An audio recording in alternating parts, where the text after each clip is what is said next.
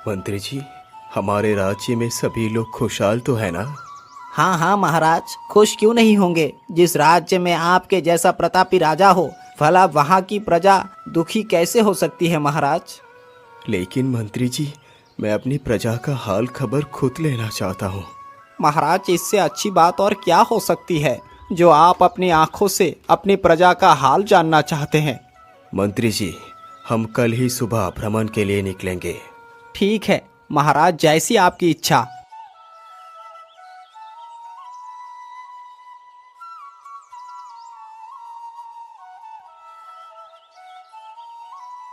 अगली सुबह ही राजा और मंत्री अपना वेश बदलकर प्रजा की खबर लेने के लिए निकल पड़ते हैं।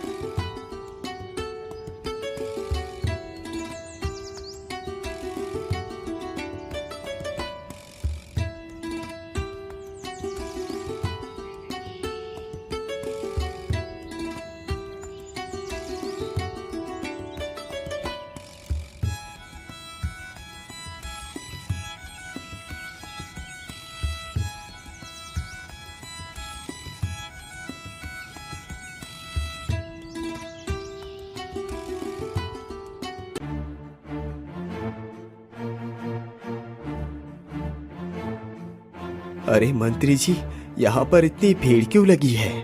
महाराज चलो, हम इनके पास चलकर पूछते हैं।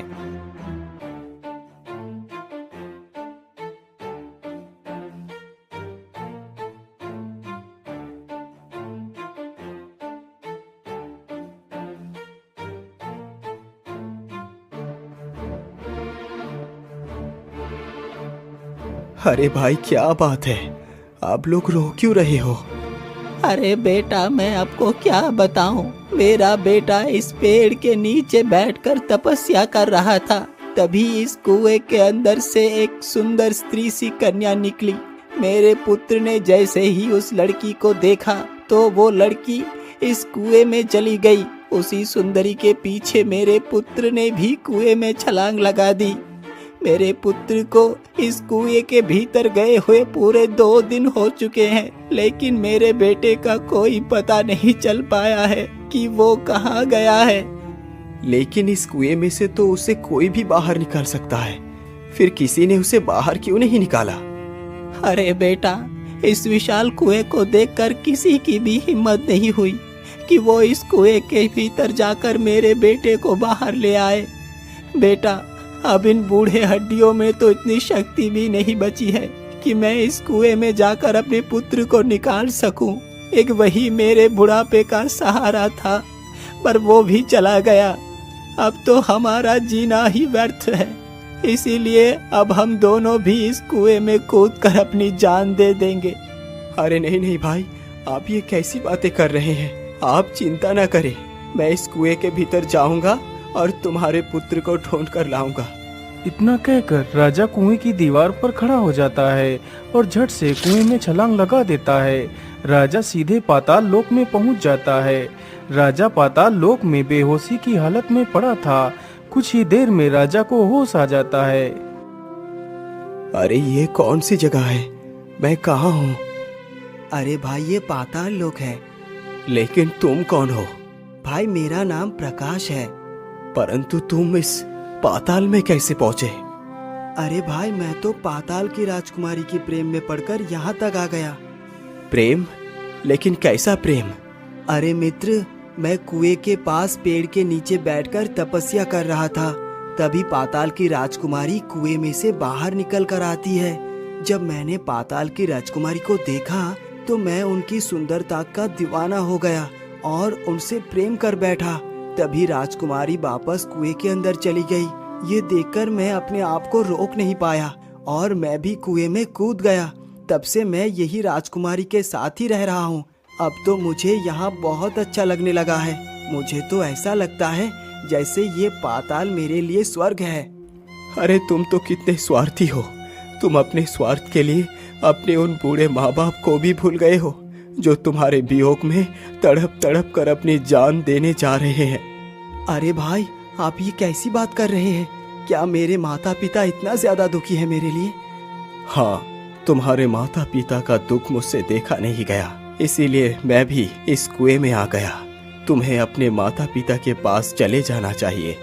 लेकिन मित्र, मैं राजकुमारी को लिए बिना यहाँ से नहीं जा सकता, क्योंकि मैं राजकुमारी से प्रेम करता हूँ और उन्हीं से विवाह करूँगा। लेकिन प्रकाश, तुम्हें क्या लगता है तुम मुझे इतनी आसानी से प्राप्त कर सकते हो? और मैं भला ये कैसे मान लूं कि तुम मुझसे सच्चा प्रेम करते हो? राजकुमारी जी, यदि ऐसी बात है तो मैं अपने प्रेम को साबित करने के लिए कुछ भी कर सकता हूँ। तो फिर ठीक है, यदि तुम वास्तव में मुझसे प्रेम करते हो तो तुम्हें अपनी प्रेम परीक्षा देनी होगी। हाँ हाँ राजकुमारी जी, मैं तैयार हूँ। बोलो मुझे क्या करना है। रुकिए प्रकाश जी, मैं अभी तुम्हें बताती हूँ। इतना कहकर राजकुमारी ताली बजाती है। ताली बजते ही दो सिपाही एक बड़ी सी कढ़ाई लेकर आते हैं जिसमें खौलता हुआ तेल होता है। खौलते हुए तेल को देखकर तो राजा भी भयभीत हो जाता है।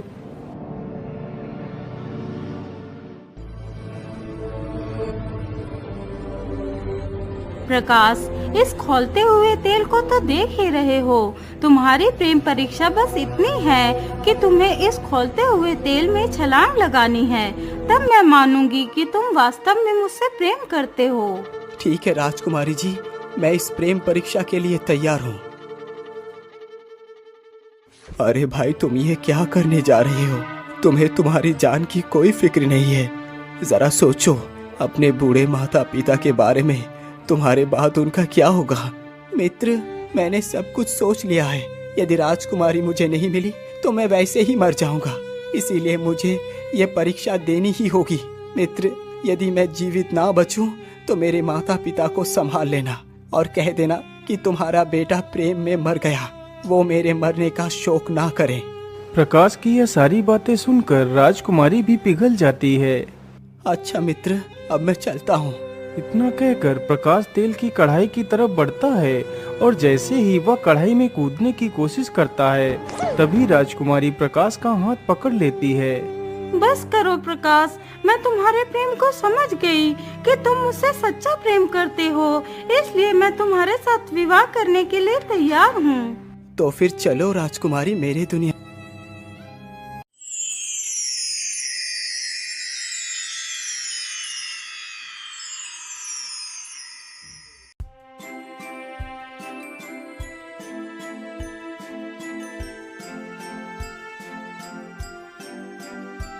बेटा, तुमने मेरी बहुत मदद की है।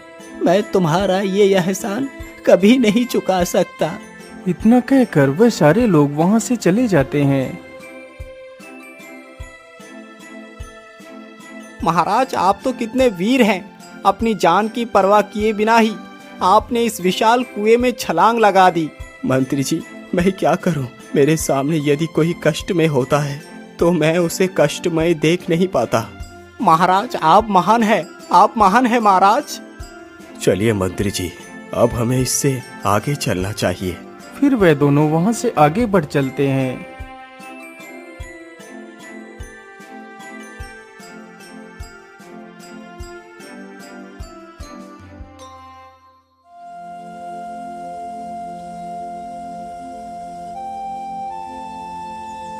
वे दोनों चलते चलते जल्दी ही एक नगर के करीब पहुंचते हैं तो नगर से ढोल और नगाड़ों की आवाज सुनाई देती है। महाराज, मुझे तो लगता है इस नगर में कोई खुशी का माहौल है। यहाँ पर कोई शुभ कार्य हो रहा है। मंत्री जी, शुभ और अशुभ का तो पता हमें नगर के भीतर चलकर ही मालूम चलेगा। दोनों जल्दी ही नगर के भीतर चले जाते हैं तो देखते हैं सामने मैदान में काफी सारी भीड़ इकट्ठा है, जहाँ पर कुछ लड़कियाँ सज धज कर खड़ी हैं। वहाँ पर खड़े लोग तो कभी हंसने लगते हैं और फिर कभी रोने लगते हैं। यह दृश्य देखकर राजा तो अचंभित रह जाता है।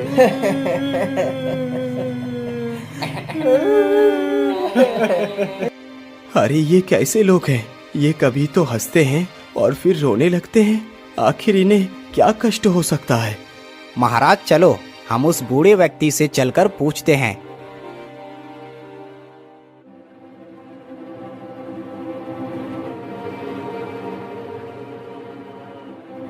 बाबा, यहाँ पर ये क्या चल रहा है?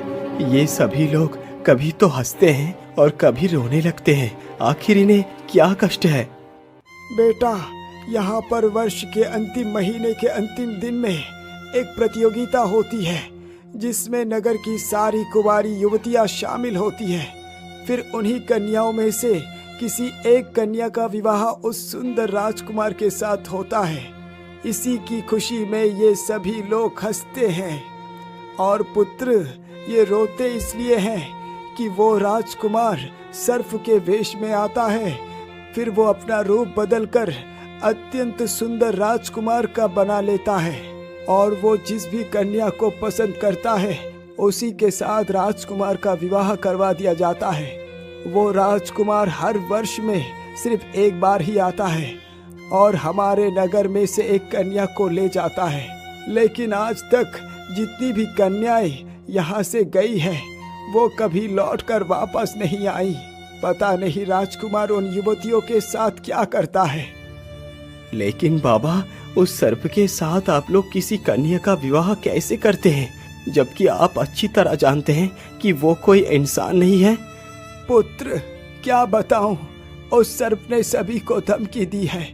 यदि हमने ऐसा नहीं किया तो वो हमारे सारे नगर को एक दिन में ही बर्बाद कर देगा। बाबा, आप चिंता ना करिए। आज मैं भी देखता हूँ कि वो दुष्ट कैसे किसी कन्या को यहाँ से ले जाता है। फिर राजा उन सभी लोगों के पास जाता है।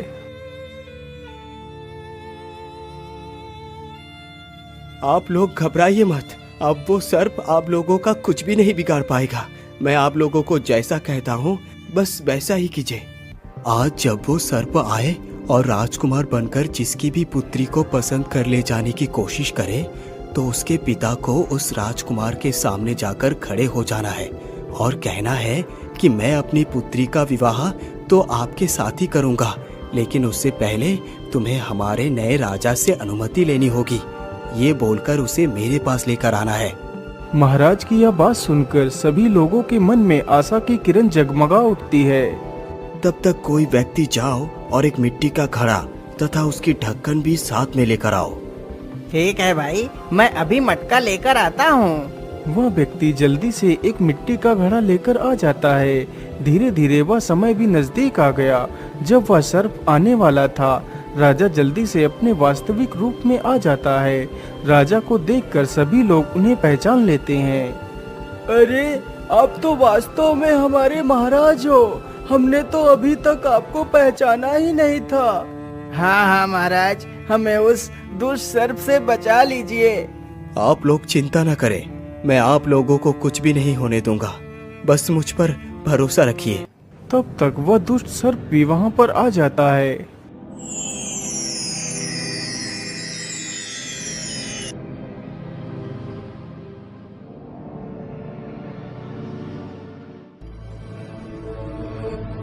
अरे वाह, यहाँ पर तो सभी लोग मेरी ही प्रतीक्षा कर रहे हैं। ये सब देखकर तो मुझे बहुत खुशी हुई।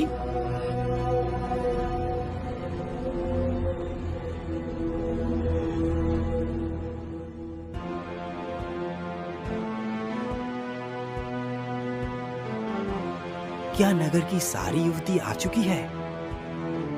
मुझे ये सुंदरी पसंद है। लाइए, विवाह की रस्म पूरी की जाए।